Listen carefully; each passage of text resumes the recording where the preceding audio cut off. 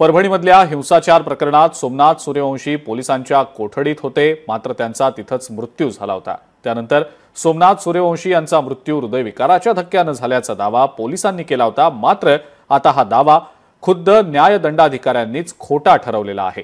न्यायदंडाधिकाऱ्यांचा महत्त्वाचा अहवाल लोकशाही मराठीच्या हाती लागलेला आहे। या अहवालात नेमकं आहे तरी काय पाहूया।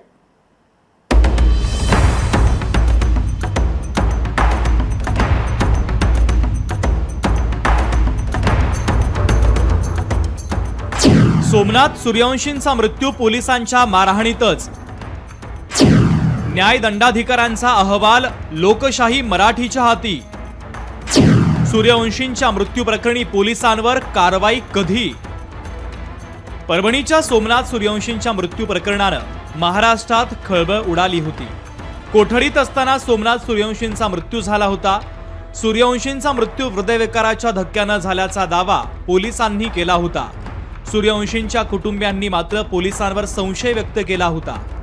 आता या प्रकरणात न्यायदंडाधिकाऱ्यांचा अहवाल लोकशाही मराठीच्या हाती लागलाय, ज्यात पोलिसांवरच ठपका ठेवण्यात आलाय।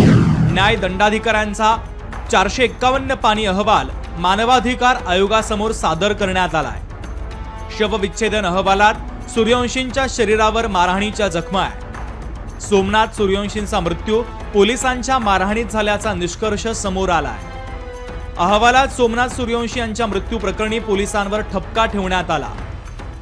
राज्याचे मुख्य सचिव, गृह सचिव, अतिरिक्त पोलीस महासंचालकांना नोटीस पाठवण्यात आली आहे। आयोगाची परभणी सीआयडी पोलीस उपाधीक्षका यांना देखील नोटीस आहे। आता न्यायदंड अधिकाऱ्यांनी ही चौकशी केलेली आहे, गोपनीय चौकशी केलेली आहे, ही सत्य आलेले आहे आता समोर।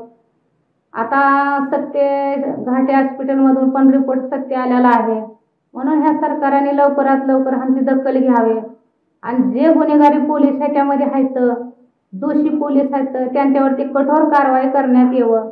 मानव आयोगाकडून ते सत्य समोर आलेलं आहे आणि सरकारने इथून तर पुढे लवकरात लवकर पाऊल उचललं पाहिजे आणि लवकरात लवकर हे जे कोर्ट आहे फास्ट ट्रॅक मध्ये चालवलं पाहिजे आणि जे दोषी आहे त्यांच्यावरती कठोर कारवाई केली पाहिजे। सोमनाथ सूर्यवंशी मृत्यू प्रकरणी न्यायदंडाधिकाऱ्यांचा अहवाल आल्यानंतर दोषी पोलिसांवर कारवाई करण्याचं आश्वासन गृह राज्यमंत्री पंकज भोयर यांनी दिलं आहे। पहिले जेव्हा पीएम रिपोर्ट आला होता त्याच्यामध्ये काही डॉक्युमेंट्स त्याच्यामध्ये अजून यायचे बाकी होते, परंतु आता जर काही ह्या पद्धतीचा अहवाल आला असेल तर पुन्हा एकदा विभाग त्याची सखोल चौकशी करेल आणि याच्यामध्ये जर का कोणीची चूक त्या ठिकाणी आढळून आली असेल, निश्चित हा विषय अतिशय संवेदनशील आहे, तर संबंधित अधिकाऱ्यांवर त्या ठिकाणी कारवाई करण्यात येईल। या प्रकरणी विरोधकांनी मात्र सरकारवर टीकेची झोड उठवली आहे। सोमनाथ सूर्यवंशींच्या मृत्यू प्रकरणी दोषींवर कडक कारवाई करण्याची मागणी करण्यात आली आहे। त्यांना कोठडीत बंद करून मारला त्या सोमनाथला। त्याची आई एकटी बिचारी भांडी घासते, तिला खायला प्यायला काहीही नाही।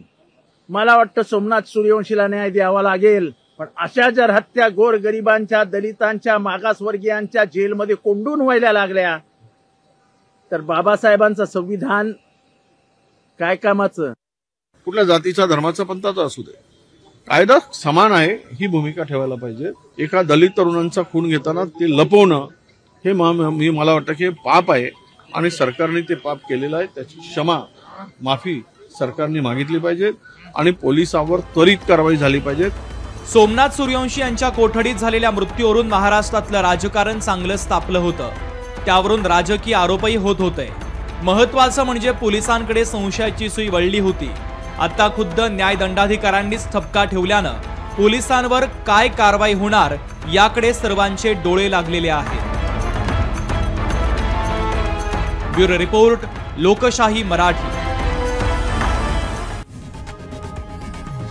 लोकशाही मराठी, ऐका, पहा, जागरूक रहा।